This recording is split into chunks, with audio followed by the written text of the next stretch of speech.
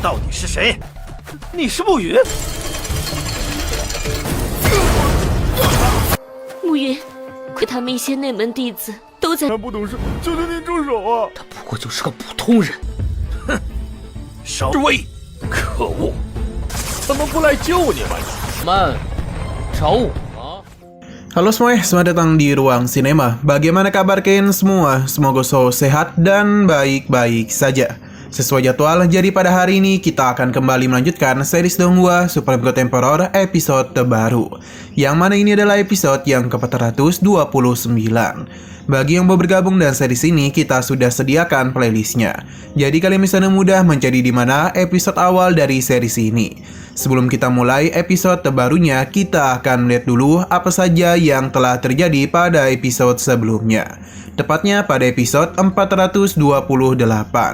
Di hari Senin kemarin, Muyun pun diberitahu oleh Nona Bo kalau sesuatu yang besar akan segera terjadi di Gunung Tianjian. Ia ingin Muyun menjalin kesepakatan dengannya, dan begitulah Nona Bo bisa memberitahu hal-hal penting apa yang dirinya ketahui.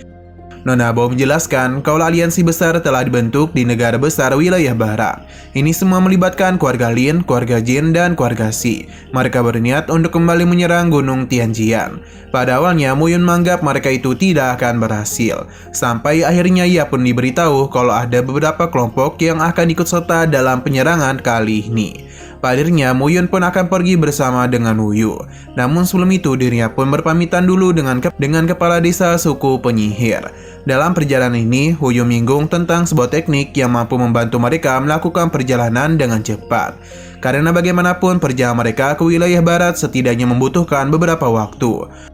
Muyun pun memahami apa yang Wuyu maksud. Jadi karena itulah ia pun langsung menciptakan sebuah portal untuk membawa mereka melintasi ruang dan waktu. Nah, sekarang kita akan melanjutkan episode terbarunya. Dan portal yang Muyun ciptakan, mereka pun bisa dan cepat sampai menyeberangi wilayah barat. Muyun dan Wuyu pun mendarat di sebuah hutan entah berantah. Di sini Wuyu masihlah tidak percaya karena ia baru saja memejamkan matanya, namun tiba-tiba telah pindah ke wilayah barat. Ia pun menanyakan tentang tunggangan mereka. Muyun memberitahu kalau sekarang mereka telah berada di Gunung Tianjian, sedangkan tunggangan mereka telah ia kembalikan.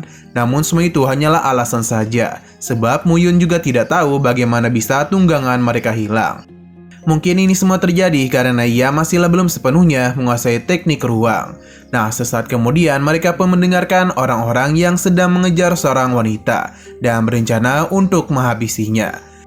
Tiba-tiba saja Nona Bai jatuh dalam pelukan Muyun. Kemungkinan besar orang-orang yang sebelumnya melakukan pengejaran adalah untuk mengejar Nona Bai. Sedangkan untuk Muyun sendiri sedang melakukan pemeriksaan kepadanya. Ia benar-benar terkejut karena meridian dari Nona Bai telah terputus.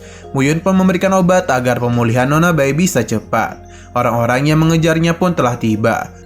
Muyun meminta untuk menyerahkan masalah ini kepadanya. Pria yang berasal dari keluarga Jin meminta mereka untuk tidak ikut campur. Karena jika terlibat dalam masalah ini, jangan salahkan dirinya yang akan menghancurkan hidup mereka.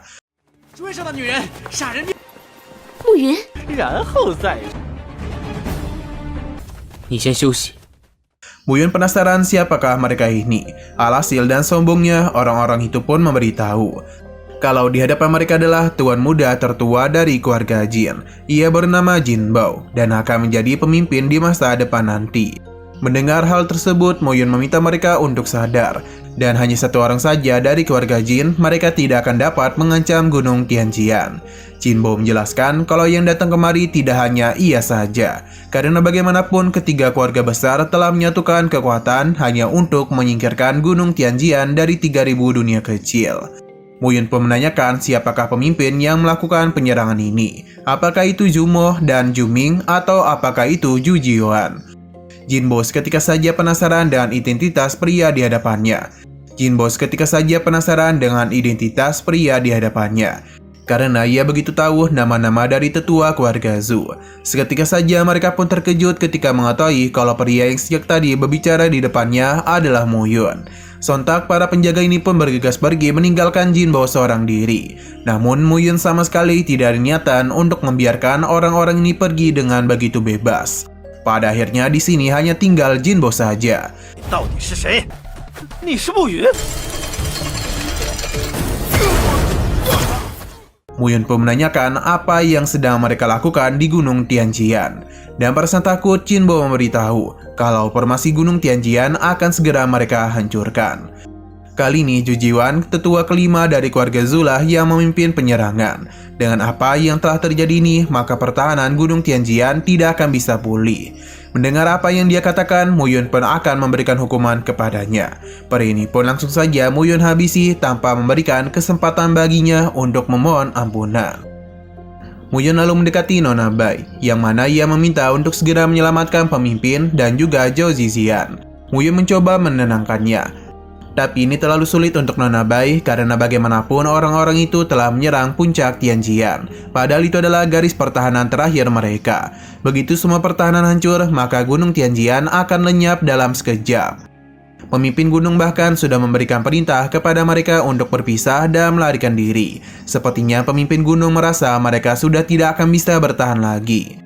Muyun menanyakan tentang Zhao Zi, yang ternyata ia sedang menjaga puncak Tuan Ular. Namun Tuan Ular sudah sampai di Pulau Laohun, jadi Zhao Zi hanya tinggal di sana untuk menjaga tempat tersebut. Hanya saja ia tidak tahu bagaimana nasib dari Zhao Zi saat ini, karena penyerangan pertama kali dilakukan di puncak Gunung Tuan Ular. Alhasil dalam sekejap saja separuh Gunung Tuan Ular bisa mereka ledakan. Dan apa yang terjadi, Zhao Zi dan beberapa muridnya tidak memiliki kesempatan untuk turun dari gunung dan melarikan diri. Mendengar apa yang Nona Bai katakan membuat Muyun terkejut. Ia pun mulai mengingat kebersamaannya dengan Zhao Zi. Hal tersebut membuat Muyun tidak bisa menahan diri lagi. Ia berjanji kalau dendam ini harus dia selesaikan apapun yang terjadi. 一旦失手，然后呢？至今暮云亏他们一些内门弟子都在。不懂事，求求您住手啊！他不过就是个普通人。 Siang berpindah ke garis pertahanan terakhir Gunung Tianjian, yang mana pertarungan terus saja dilakukan untuk bisa menghancurkan pertahanan itu. Akan tetapi Tanuzi tidak niatan untuk menyerah. Ia akan berjuang sekuat tenaga untuk bisa melindungi gunung ini. Ia pun meminta putranya untuk segera pergi. Namun sebagai anak berbakti, Zixian tidak akan pernah meninggalkan ayahnya. Si Pocang meminta mereka untuk segera menyerah saja, karena apapun yang mereka lakukan sudah tidak ada gunanya lagi. Selain itu, ia mengingatkan kalau 999 formasi pelindung Gunung Tianjian telah berhasil mereka hancurkan. Dan begini, mereka hanya memiliki satu puncak Tianjian saja yang tersisa. Mereka berjanji malam ini formasi itu akan hancur. Perkataannya tentu membuat Tianhuji merasa begitu marah dengan tindakan mereka. Namun orang-orang itu meminta Tianhuji untuk tidak berkata seperti itu. Karena ketika formasi ini mereka hancurkan, Tianhuji akan mereka habisi. Lebih baik dia itu tenang saja dan jangan terburu-buru, karena sebentar lagi kematian akan menjemputnya. Penyerangan pun kembali mereka lakukan, sambil menyinggung Muyun yang merupakan kebanggaan dari Gunung Tianjian. Tapi ketika kondisi sudah seperti ini, mengapa Muyun tidak datang untuk menyelamatkan mereka? Karena dirinya sedang dicari-cari, akhirnya Muyun pun memberikan sapaan kepada si Pochan dan yang lainnya. Seketika saja ini pun membuat mereka terkejut dan bergegas meningkatkan penyerangan. Akan tetapi Muyun sudah lebih dulu memperkuat pertahanan itu. 石破仓，哼，少尉，可恶！ 怎么不来救你们？ 慢，找我？什么？ Tianhuji merasa senang dan kedatangan Muyun. Begitu juga dan para tetua dan juga murid di sana. Karena dan kehadiran Muyunlah mereka bisa bernapas dengan lega. Mereka juga bersyukur Muyun datang di waktu yang sangat tepat. Di sini Muyun sedang bersama Tianhuji dan Zixian, yang mana mereka sepertinya sedang membawa Muyun ke sebuah tempat. Abang Muyun bisa melihat ada begitu banyak pedang terbang.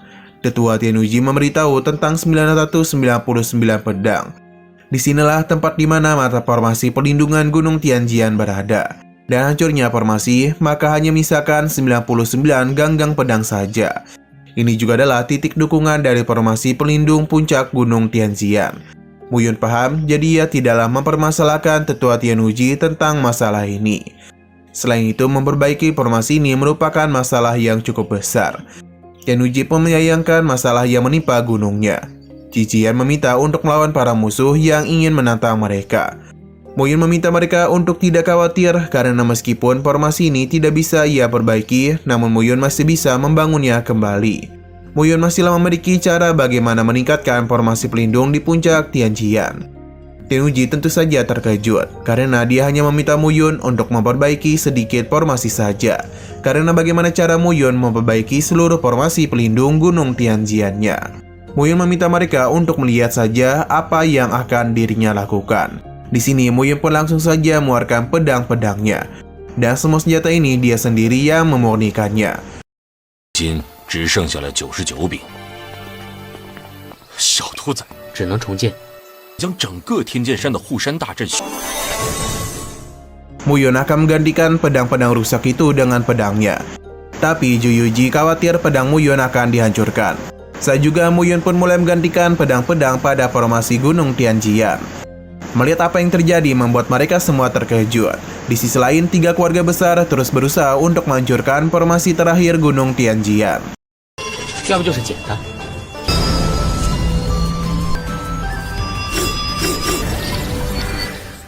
Usaha yang dilakukan oleh 3 keluarga besar akhirnya membuahkan hasil. Pertahanan ini pun hancur dan begitu bahagia si Pocang pun meminta para bawahannya untuk melakukan penyerangan. Namun baru saja maju, formasi yang dibentuk ulang oleh Mu Yun akhirnya aktif juga. Alhasil orang-orang yang hendak melakukan pertarungan pun dibuat terpental dan beberapa lainnya dilenyapkan dalam sekejap. Si Pocang tidaklah percaya dan apa yang terjadi. Sinao kembali kepada Mu Yun. Baginya, jika mereka hanya terus mengandalkan formasi untuk bertahan dari serangan, maka semua itu tidaklah cukup. Jadi karena itulah Mu Yun berencana untuk memperkuat formasi. Ia meminta mereka untuk tidak terkejut dan apa yang akan Mu Yun keluarkan. Tianwuji meminta untuk tidak meremehkannya, karena bagaimanapun ia adalah pemimpin Gunung Tianjian. Namun ketika telur naga diperlihatkan, Tianwuji sangatlah terkejut, sampai dia itu batuk. Mereka semua sama sekali tidak percaya telur naga berada di tangan Mu Yun. Ini juga adalah pertama kalinya mereka melihat telur naga. Mu Yun berencana untuk menggunakan telur naga sebagai mata formasinya, karena ia meyakini 3 keluarga besar tidak akan menyerah untuk menghancurkan formasi mereka. Kemungkinan besar orang-orang itu sedang menyiapkan serangan kejutan. Dengan telur naga ini jugalah mereka tidak perlu merasa khawatir. Saat juga Mu Yun pun mulai meletakkan telur naga di tengah-tengah formasi. Selain itu dia juga membentuk beberapa rune agar telur naga bisa menyalurkan kekuatannya pada formasi pedang. Dan beginilah formasi pedang bisa stabil dari berbagai serangan yang menghantam formasi. Mu Yun mengajak mereka untuk keluar demi bisa melihat apakah ketiga keluarga besar masih mampu merusak formasi yang ia bentuk. 所以，以龙蛋作为阵眼。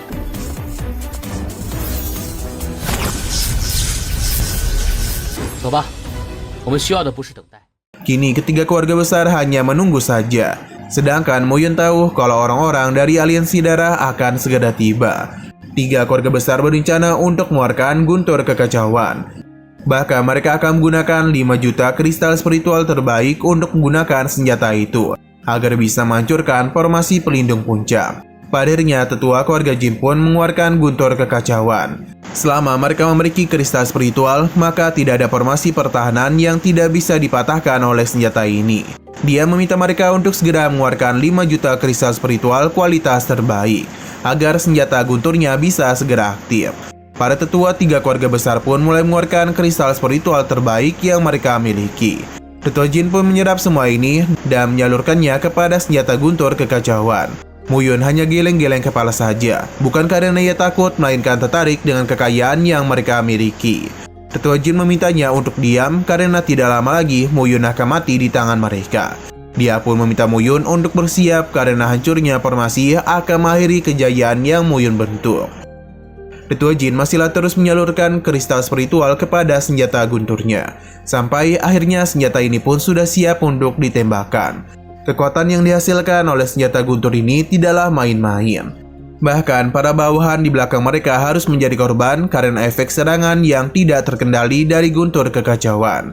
Tetua Jin meminta para bawahannya untuk mundur, karena jika tidak mereka itulah yang akan meninggoy. 好，武云，我开大，这次给我。 Baru saja ingin menghancurkan formasi pertahanan, episodenya pun harus bersambung dulu. Namun sebelum kita akhiri, seperti biasa kita akan melihat preview bagian selanjutnya. Di sini para tetua dari 3 keluarga besar sedang mencari cara untuk bisa melawan balik Mu Yun. Jika mereka terus membuang waktu di sini, maka cepat atau lambat orang-orang dari aliansi darah akan datang untuk membantu Mu Yun. Alhasil mereka pun berencana untuk melakukan penyegapan di area sekitar Gunung Tianjian. Mereka meyakini kalau rencana ini akan berhasil. Jadi para tetua itu akan bersiap lebih dulu. Pihak Gunung Tianjian pasti mengira mereka akan melakukan penyerangan. Padahal mereka ini sedang menunggu kedatangan dari orang-orang aliansi darah. Dan ketika itu juga mereka akan menghabisinya. 既然如此，那我们在此就我们在天剑山周围设置，大家各自守一个方向，带着血纹道。 Oke, sekian dulu pada video kali ini. Untuk video selanjutnya akan segera hadir. Jadi bagi kalian yang ingin mengikuti series ini, langsung saja klik subscribe dan aktifkan loncengnya. Terima kasih yang sudah menonton video sampai habis. Jika kalian suka pada video ini, klik like dan share ke teman-teman kalian tentang channel ini.